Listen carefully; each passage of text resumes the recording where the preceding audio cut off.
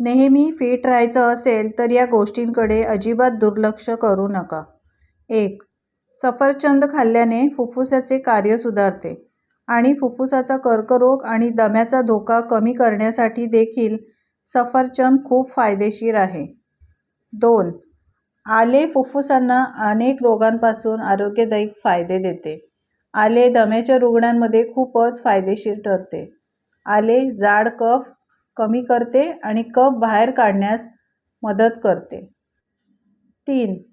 हळदीमध्ये आढळणारा कर्क्युमिनचा दाहक विरोधी गुणधर्म फुफ्फुसांचे कार्य सुधारण्यासाठी खरोखरच महत्त्वाचा आहे.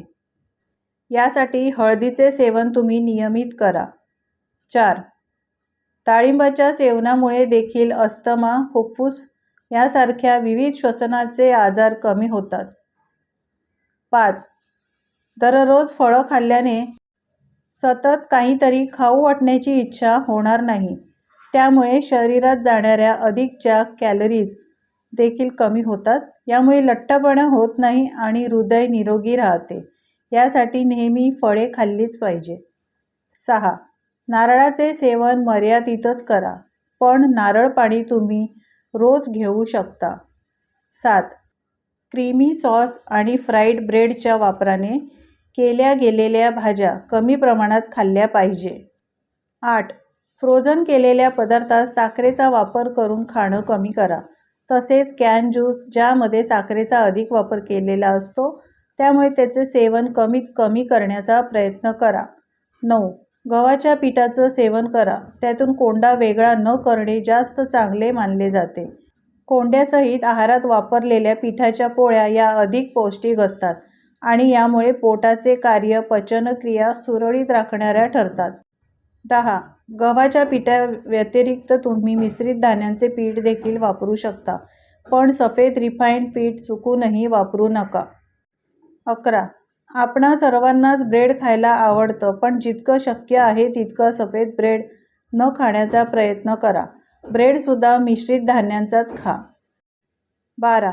मॅगी किंवा पास्तासारखे पदार्थही गव्हाच्या पिठाचेच खा, कारण मैदा आपल्या आतड्यांसाठी भयंकर हानिकारक असतं. 13. पोटफुगी, ॲसिडिटी, पाचन इत्यादीसारख्या समस्यांमध्ये भिजवलेले शेंगदाणे पोटाशी संबंधित अशा सर्व समस्यांपासून मुक्त करतात. म्हणजेच यासाठी भिजवलेले शेंगदाणे नियमित खा. 14. एक मूठ शेंगदाणे दररोज रात्री पाण्यात भिजवून ठेवा आणि सकाळी उठल्यावर त्याचे सेवन करा. 15. तुमची स्मरणशक्ती कमकुवत आहे तर तुम्ही भिजवलेले शेंगदाणे नक्कीच खा, जेणेकरून तुमची स्मरणशक्ती वाढेल. 16. तुम्ही ऋतूनुसार फळांचे आणि भाज्यांचे अधिक सेवन करा. आजकाल तर हिरव्या पालेभाज्या कोणत्याही ऋतूत बाजारात उपलब्ध असतात, पण याचा अर्थ असा मुळीच नाही की ऋतूव्यतिरिक्त भाज्या खाणं योग्य असतं.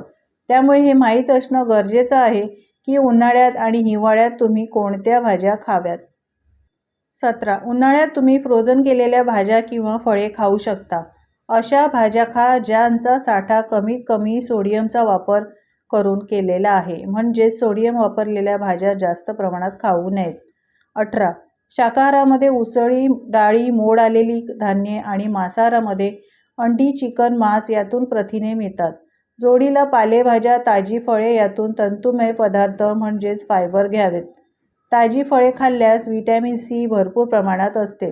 म्हणूनच या फळाला रोगप्रतिकारक शक्ती वाढवणारे फळ असे देखील म्हणतात. 19. भिजवलेले शेंगदाणे सेवन केल्याने आपल्यात ऊर्जा निर्माण होते.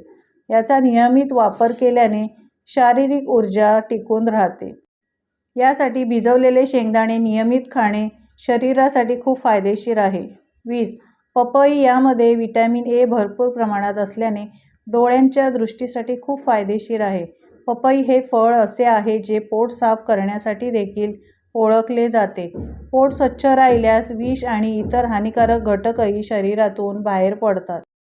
21. पाठ आणि सांधेदुखीने जर तुम्ही त्रस्त असाल तर भिजवलेले शेंगदाणे गुळासह सेवन केल्यास तुम्हाला या समस्येपासून सुटकारा मिळू शकतो.